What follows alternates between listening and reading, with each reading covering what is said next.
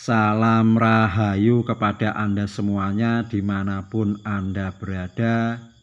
Semoga Anda semuanya selalu diberikan kesehatan lahir batin, serta diberikan kemudahan-kemudahan serta kelancaran dari Gusti.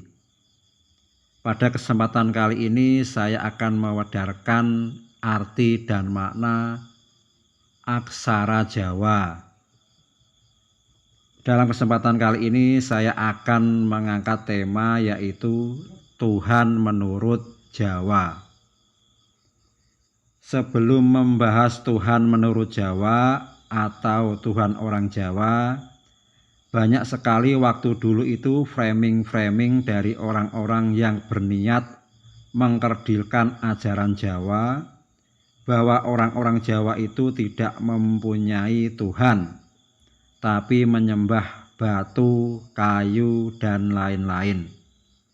Maka disebut ajaran dinamisme.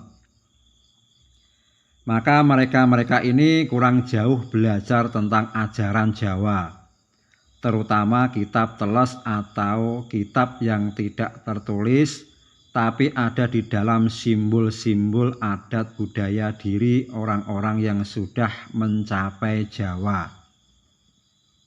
Kemudian sebagian orang Jawa banyak yang terhasut, kemudian memilih ajaran-ajaran baru yang datang di tanah Jawa, yang pada ujung-ujungnya juga atau praktek lahiriahnya menyembah dan memuja batu-batu juga. Ini nyata dan bisa dibuktikan sendiri di zaman sekarang. Ini namanya jeruk makan jeruk, sudah jatuh masuk ke lubang pula. Akhirnya kehilangan arah dan meninggalkan ajaran dari leluhurnya sendiri. Karena corokonya atau cipta, rasa, dan karsonya tidak jalan.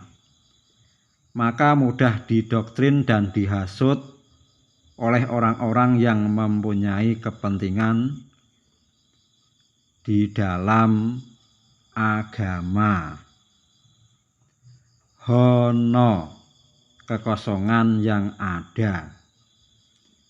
Untuk mengetahui konsep ketuhanan ajaran Jawa, maka kita bisa mengkaji dan memahami huruf Jawa yang berbunyi Hono, yang bila diartikan bahwa Ho adalah Hong atau Tuhan yang maha hening, yang maha ketiadaan, yang tidak bisa dijangkau dan disentuh oleh apapun. Kemudian No bermakna Tuhan itu ada. Maka leluhur Jawa memberikan pitutur tentang Tuhan ini berangkat dari memahami makna Hono. Yang pertama adalah adoh tanpa wangenan, cedak tanpa senggolan. Bahwa Tuhan itu jauh tanpa bisa dibayangkan, dekat tanpa bersentuhan. Maka Tuhan itu terasa jauh karena tidak bisa disentuh oleh panca indera lahir kita. Dibilang tidak ada, memang tidak bisa dibuktikan. Dibilang ada, kenyataannya adanya hidup. Tuhan itu dekat dengan kita. Kenyataannya Sang Maha Hidup sudah ada di dalam diri kita menghidupi, tapi tidak pernah bersentuhan atau bersenggolan, hampir tidak terasa. Kemudian yang kedua, memahami huruf Hono tentang Tuhan itu, leluhur Jawa memberikan pitutur lagi, yaitu suwung sejatine ono, ono sejatining suwung. Kekosongan atau ketiadaan sejatinya ada. Ada sejatinya kekosongan atau ketiadaan. Ini maksudnya sesungguhnya Tuhan itu kekosongan atau ketiadaan yang tidak bisa dijangkau dengan dalil, ayat, pikiran, rasa, kecuali dengan meleburkan diri pada ketiadaan, maka kita akan bisa menemukan keberadaannya. Seperti halnya yang namanya hidup itu hanya mampu disebut, tapi tidak semua orang bisa menunjukkan hidup itu yang bagaimana sebenarnya. Tapi hidup itu sendiri ada dengan adanya bergerak, tumbuh, berkembang, kelahiran, dan kematian. Kemudian yang ketiga, memahami hono tentang Tuhan. Leluhur Jawa memberikan pitutur juga, yaitu tan ono kinaya ngopo. Tidak pernah bisa dijangkau dengan apapun.